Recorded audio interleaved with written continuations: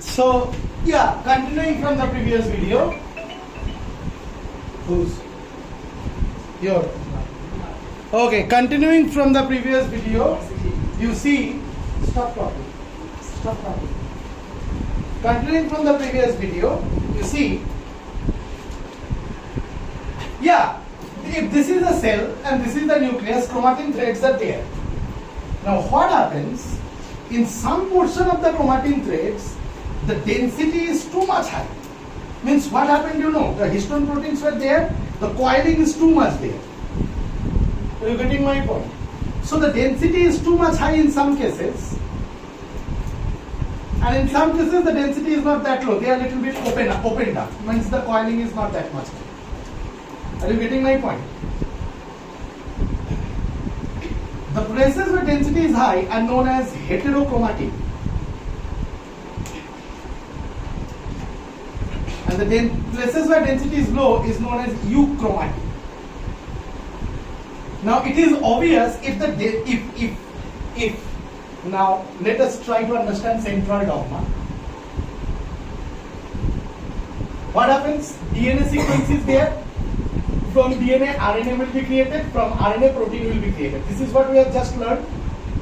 So to express this DNA into RNA and send it outside the nucleus into the cytoplasm so that the ribosomes can act on the RNA and can create the protein, it should be copied from sequences which are euchromatic because they are a little bit opened up. No?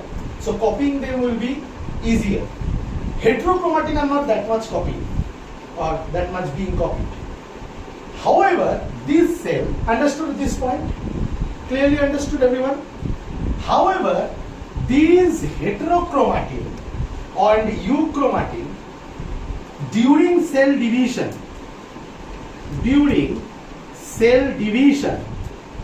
create much more condensed structure which are known as chromosomes. From chromatin to chromosomes. These are much more condensed structure. Now, if anyone tries to ask me why chromosomes are created, I like to say them that, see, suppose there is a dough made up of wheat and you have mixed water and made it a dough. Now if I ask to divide that dough equally in 10 people maybe, it will never be equal. We will never be manually able to do it equally. But however, if you make 40 parathas out of that dough, 10 people can get 4 equal division. I can consider it equal division. You can talk about the width and the size of the parathas. That details we can go, but I am not going into that much details. Just let us consider. Now what basically happens is that these chromatin gives rise to chromosomes. And when they give rise to chromosome, they always give rise to chromosome in pairs. Each of the chromosome lie in pairs. Like your shoes are in pairs, the chromosomes remain in pairs, like this. Let us consider that they have given rise to 3 pairs of chromosomes. Means totally 3 pairs equals to 6 chromosomes they have given rise. Is this clear to you? In human, how many chromosomes or how many pairs? 23 pairs. Means 46 chromosomes. I have no energy to draw 46 chromosomes now. But however, little bit I can try.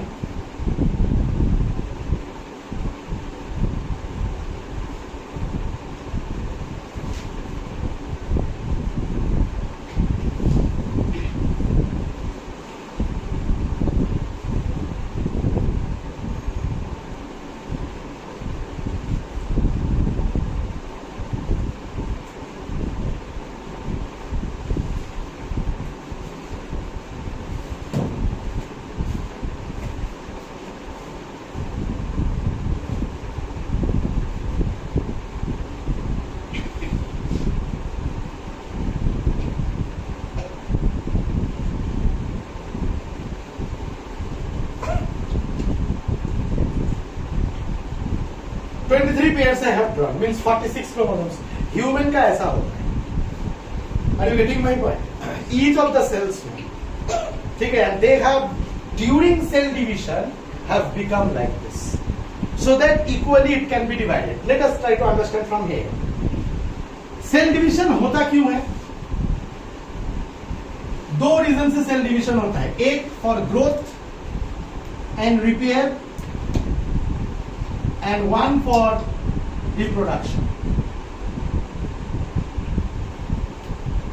Suppose if growth and repair is occurring from your body ka cell, two more cells will be produced, suppose. Then what will happen, let me tell you. These DNA will replicate. One part of central dogma I did not say is that if DNA is there, DNA replicates. Replication of DNA means copying of DNA. Then from DNA replication, it creates RNA, then proteins. That is a complete central dogma. However, DNA replicates means creates its exact copy. Now, when this DNA replicates, actually what happens? Let us try to understand the chromosome structure at first. This is known as centromere. And this portion is known as chromatid. Chromatid. If you were about to, then you can go out the class. You want to vomit. But if my teaching is so bad that you're feeling like to vomit. So, yeah, chromatid is there. And remember, this chromatid contains the genes here. These are known as locus of genes. Sir, only 1, 2, 3, 4 genes. Maybe more genes. I have drawn only 4. Means वो जो पिछले में पढ़ा था ना कि DNA ऐसा है, फिर वो कॉइल अप होके ऐसे ऐसे न्यूक्लियोसोम मॉडल, फिर क्रोमाटिन थ्रेड बना, और क्रोमाटिन थ्रेड से जब क्रोमोसोम बना, तो वो जो जीन्स है जो डीएनए के अंदर है यहाँ पे, राइट और रॉन्ग, वो जीन्स यहाँ पे लोकस में बैठ जाता है, ऐसे लोकस में बैठ जाता है, ऐसे लोकस में बैठ जाता है, ऐसे लोकस में बैठ जाता है. The genes get seated over locus, and here are those sequences which will give rise to proteins. That these locuses are being situated in these positions. Is this clear to you? And in human or in any organism, lots and lots and lots of genes are there which are present in these locuses. Are you getting my point? Now, one fact about homologous chromosome, these two pair, जैसे pair में रहता है ना, pair में रहता है, इसको हम लोग कहते हैं होमोलोगस पेयर्स.